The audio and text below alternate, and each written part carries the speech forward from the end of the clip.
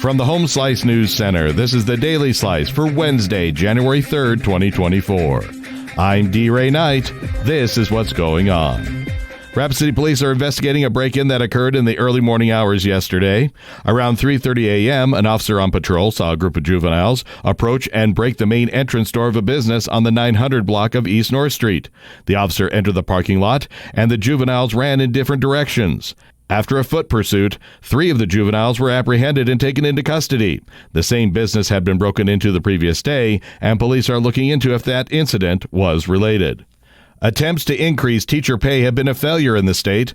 Amy Rose explains. Inflation, turnover, minimal increases in state aid to education, and pay raises absorbed by non-teaching staff. Those are the reasons for South Dakota's lagging teacher pay, according to education experts and school officials. The legislature expected to infuse over $60 million into public K-12 education in the first year, following 2016 historic 0.5% state sales tax increase. The tax hike was primarily meant to boost the state's last-in-the-nation ranking for average teacher pay.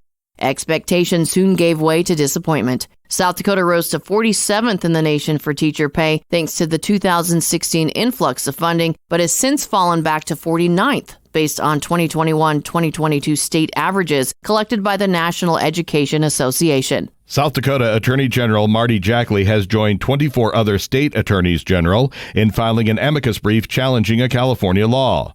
That law would ban firearm magazines that hold more than 10 rounds. Jackley says the ban is another intrusion on the Second Amendment rights of law-abiding citizens, and it is important that attorneys general nationwide remain vigilant against any legislation that infringes upon an individual's Second Amendment rights. In news from the nation and the world, Israel is on high alert for an escalation with Hezbollah after one of the top leaders of the Palestinian terror group Hamas was killed in a strike in Beirut. The strike was widely blamed on Israel and heightened the risk of a broader Mideast conflict. Saleh Aruri was the most senior Hamas member slain since the war in Gaza erupted nearly 3 months ago.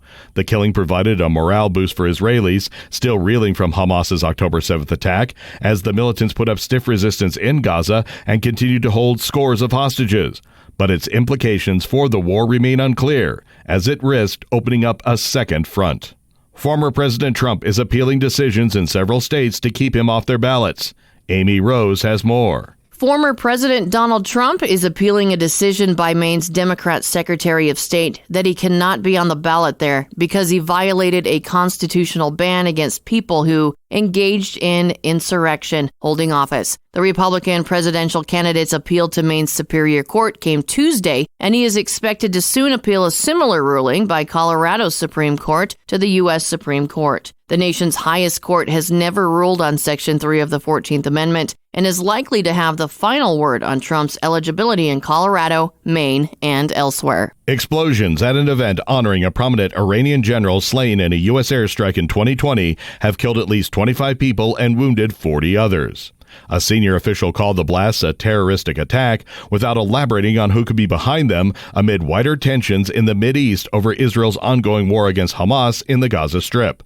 The blast struck an event marking the 4th anniversary of the killing of General Qassem Soleimani, the head of the Revolutionary Guard's elite Quds force, who died in a U.S. drone strike in Iraq in January of 2020.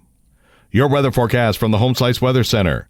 Mostly cloudy and 32. Low tonight, 21. And that was your Daily Slice for Wednesday, January 3rd, 2024. The Daily Slice is a production of Home Slice Media Group, hosted by D. Ray Knight with Amy Rose. Executive producer Mark Houston. Engineered by Chris Jaquess. I'm D. Ray Knight. Have a great day.